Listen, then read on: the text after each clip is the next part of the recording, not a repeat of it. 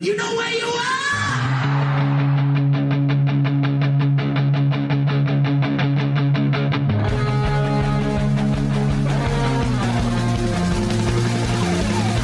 This is Appetite for Distortion.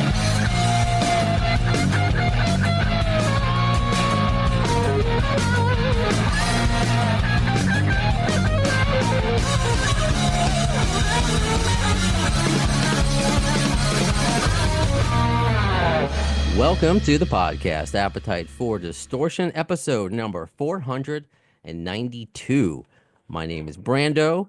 His name is Harrison Rex, a.k.a. Baby Brownstone. Dorothy, I just asked you, you've never done an interview with a baby before, right? You know what? Never done an interview with a baby. I'm very honored. Well, he does speak. I mean, he currently has a bottle in his mouth. This morning, he said Axel for the first time. Wow. I mean, that's What was his first word? probably mommy, probably mom.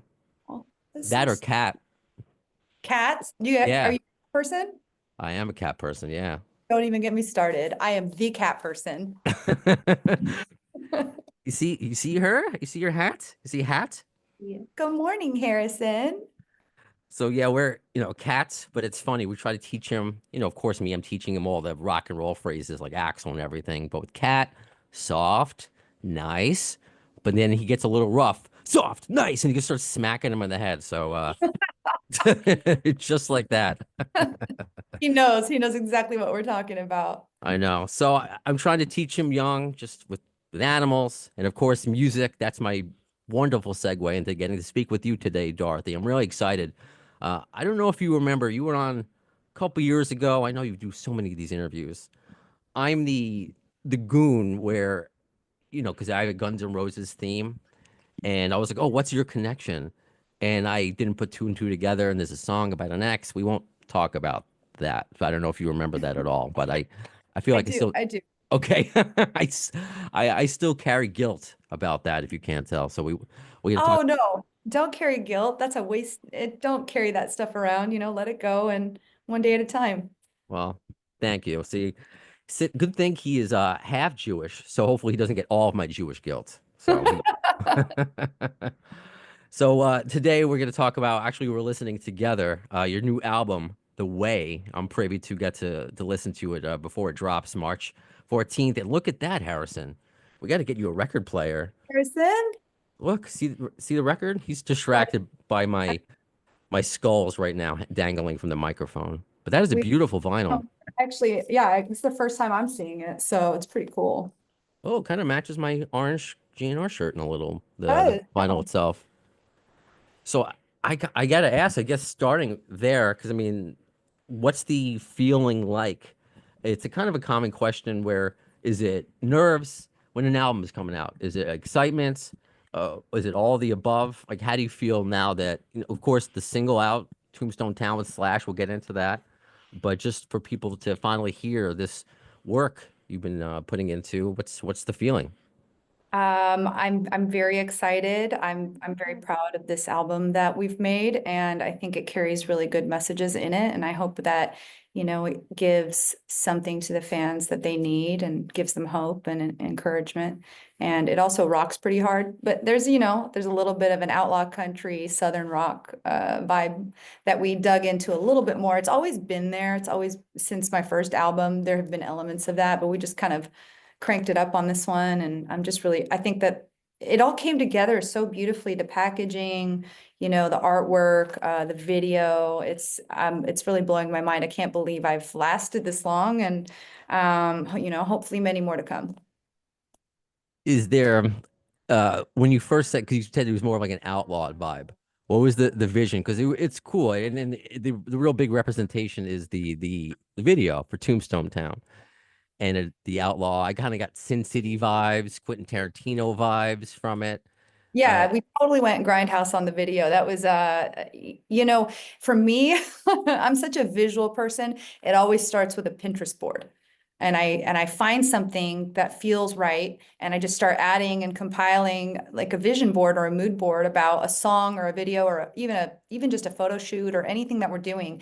And that visual element helps me I wanted to create this world that felt larger than life and make it just really fun and theatrical. And so Rich Ragsdale, who, you know, directed Tombstone Town, and Flavia, who produced it, you know, we went grindhouse with it. And it kind of came at the last second because I was looking at the posters and I'm like, let's do a grindhouse type poster for the single cover, right? And my creative director, Linda Strawberry, she's super talented. She's like, I got you. And she came up with this fantastic cover artwork, and it kind of went from there, and it branched out into the merchandise and the way that they edited the film. We wanted it to a film music video. We wanted to feel like a film and tell a story. And I wanted to act a little bit. I wish I had a chance to act more. I wish there had been, you know, maybe some more dialogue in there. So that's something I think we'll do on the next video, is just take that story a step further and keep it going and incorporate some dialogue and acting. So it was just fun for me. So I've always wanted to do that. Yeah, I was gonna ask about that because if for those who haven't seen the video, you give a nice little intro into everything and a setup, and it is like a little mini movie. And you with the acting, is that something you've always wanted to do? Obviously, your focus is music and Dabbled in it singing. so long ago. It is, but I dabbled in it so long ago. So it's kind of like just a thing I like to do. I never, you know, took it all the way, but I did a lot of background extra work when I first moved to Hollywood, and it was interesting. And I did a lot of background work on music videos for bands that I grew up listening to. This is a fun little known fact. Bands that I grew up listening to, I was in the background of their music videos, and I had, you know, it was long hours on set. So I think looking back, it really prepared me for the journey of where I'd end up, which I had no idea at the time. I had no idea I was going to end up being a songwriter and vocalist and fronting a rock band and writing songs and shooting my own music videos. So being there and the experience taught me the patience. And this takes a lot of, you know, long hours and patience, and there's a whole creative process. And it prepared me for my journey. And I'm just like, oh, that makes total sense. Because when you're going through something, you don't necessarily know why. You kind of realize it later. You know, life, I guess, is understood backwards. Like, why did I go through that season? Why did I go through that heartbreak? Why did I go through that thing? Well, we don't know right away. Sometimes it takes a few years to realize it and find out. And now it's just kind of come full circle. So it's pretty cool. I was shooting videos before I was shooting videos. I love that you're speaking of, like, you know, the path. Like, I had any idea everything I went through would lead to this, picking up a letter G off the floor. So all the little overnight shifts I would do for radio, and like, where would this lead? I had no idea it would lead to this moment speaking with you. Hey, hey, I So told you to be a good co-host, right? You be a good co-host. thank you. He's Oh, learning slowly, one step at a time.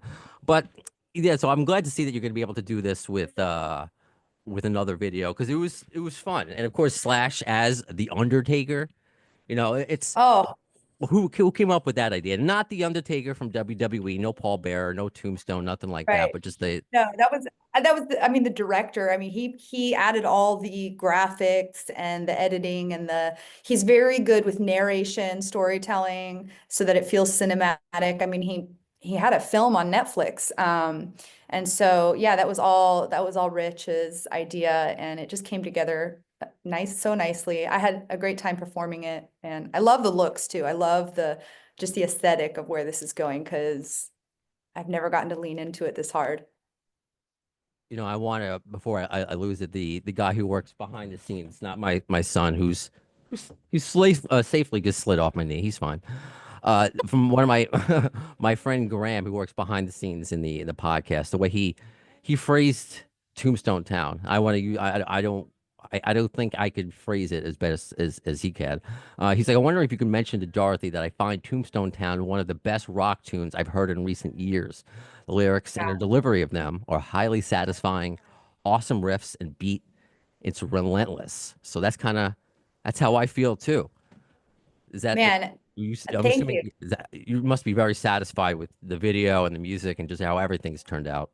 It's so funny how Tombstone Town came about. It was kind of last minute at the end of the record. And Scott Stevens, who produced my album The Way, co-wrote everything with me, and we had a Zoom session with Curtis Peoples, and he's like, I just have this title. I don't know what it means. I have this title. It's Tombstone Town. And we were all on Zoom, and it sounded theatrical and campy, and we were like, how are we going to write a song about that, you know?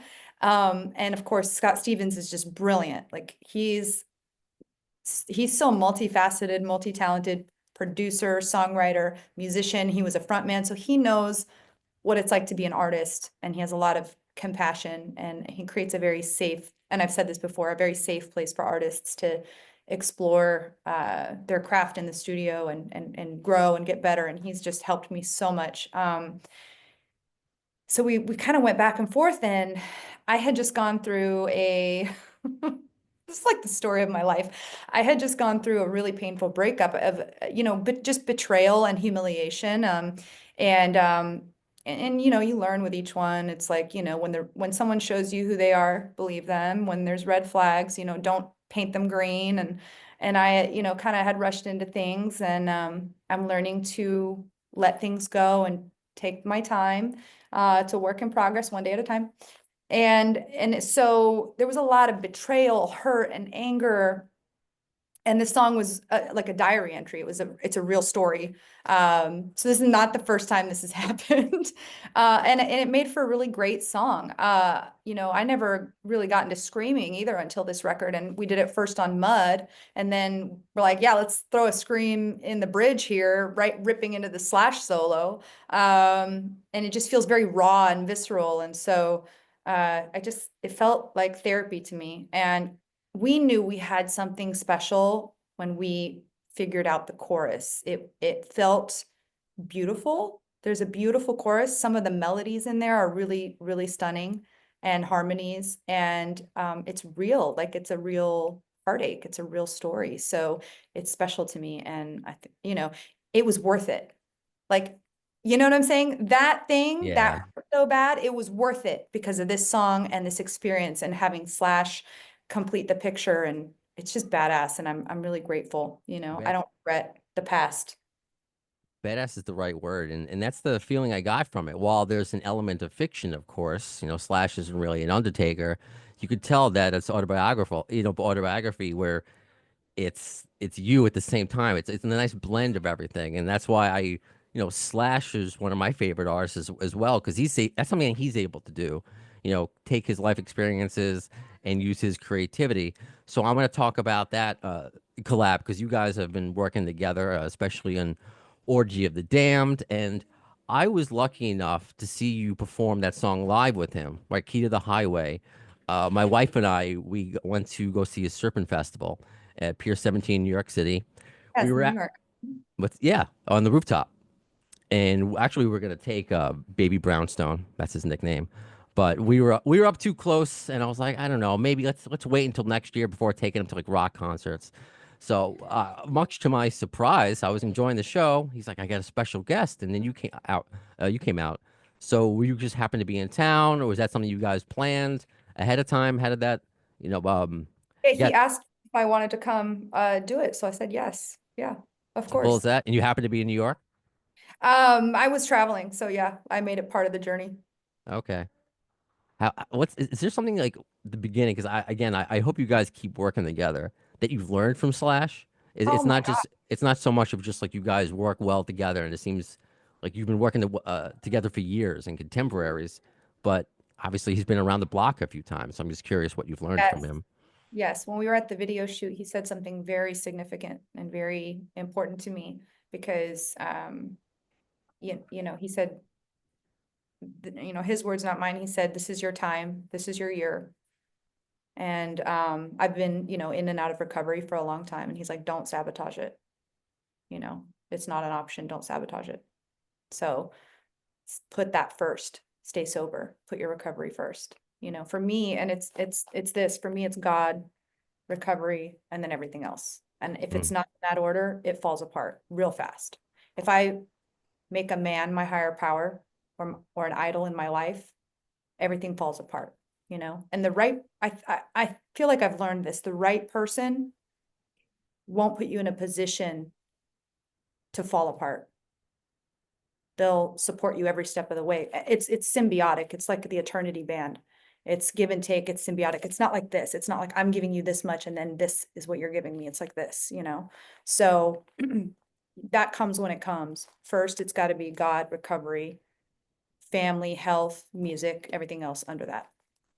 You know, I'm only just a couple years older than you, and I've only been married for a few years. I mean, we had him maybe like 6 months into it, and I'm telling you, I had to put I'm 9 years without a drink, and I had to put, you know, therapy, everything above, because I didn't know what my quote higher power was, and for me, I just needed to put. I'm the oldest of four boys. I needed to put my family first instead of putting me and my needs and worrying about my Yeah. career and all that.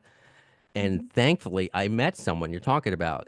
We're teammates, and I had to stop myself from thinking about the way I used to be, and because I'd always try to find somebody that wasn't nice to me, and like I put up on a pedestal, and I had to be better than, and who didn't accept me for who I was, and I had to change who I was, and she still accepts me for who I am, and allows me to do interviews, usually, so she's not tucked away in a bedroom, but she allows me to be myself. So I mean, I'm sure that's the coming for you. It's there's no doubt. As long as you have to start being comfortable in here, I'm sure you heard that. And people looking at people like Slash and Duff who've lived it and lived that life, a hard life where, yes, easily. You saying up, you can say up.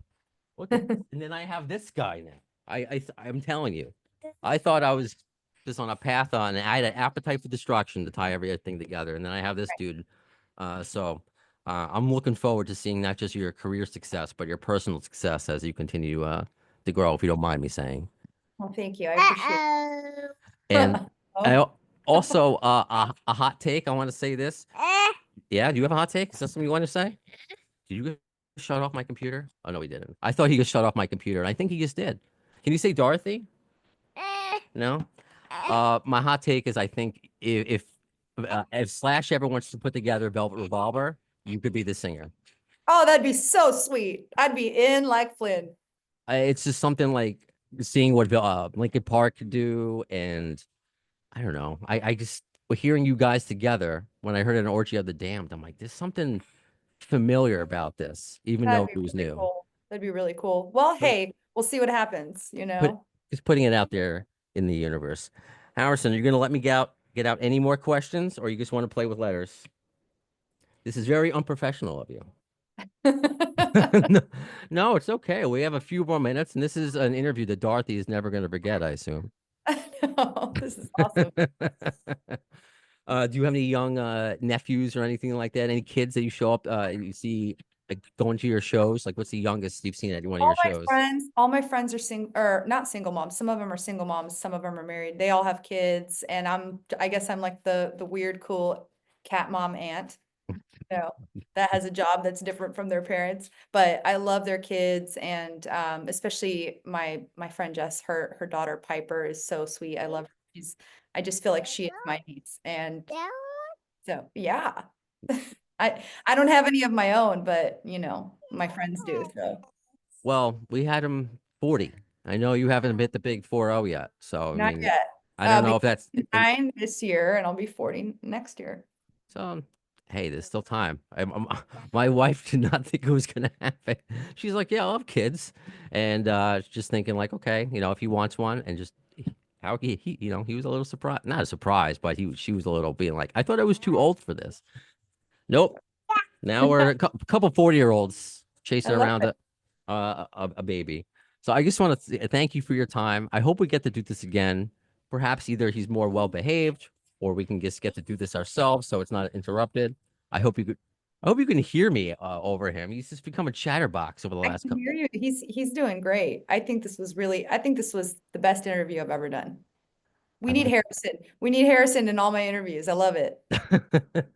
I'm t- he is very funny, but it's usually not the case on camera. But I had to get him off. Once he starts, you saw I have to go back and watch it. He starts playing with the faders and shutting it off. I'm like, see, there's the limit. That's not good radio. Also, he's going to be a producer or a mixing engineer or something, you know. Whatever it is, I hope it's enough so he can have daddy retire early. That's That's all I want. Oh, and one quick thing just to tie in the theme. Do you have a favorite Guns N' Roses song of all time? Something that if you were going to cover that you can say that would fit your voice. I mean, I really love Welcome to the Jungle. You really can't go wrong with that one. No, you can't. Let me think. Let me think. Let me think. I think you would do it in a good style of it was Ella Fitzgerald or someone like did it in a very bluesy Bluesy way. I really like way. Mr. Stone. But Welcome to the Jungle is just, I mean, it's so good every time it comes on. All right. Well, I hope to see that you just bust that out randomly live. That'd be And cool. Yeah. and, and I will see you live and I'm going to bring baby Brownstone and I hope we guys we get to meet you someday in person. Likewise. Thank you. Thank you, Dorothy, for your time. I hope we get to do this again. So that does it for this episode of Appetite for Distortion. When will you see the next one? In the words of Axl Rose concerning Chinese democracy, I don't know if soon is the word, but you'll see it. Thanks to the lame ass security, I'm going home.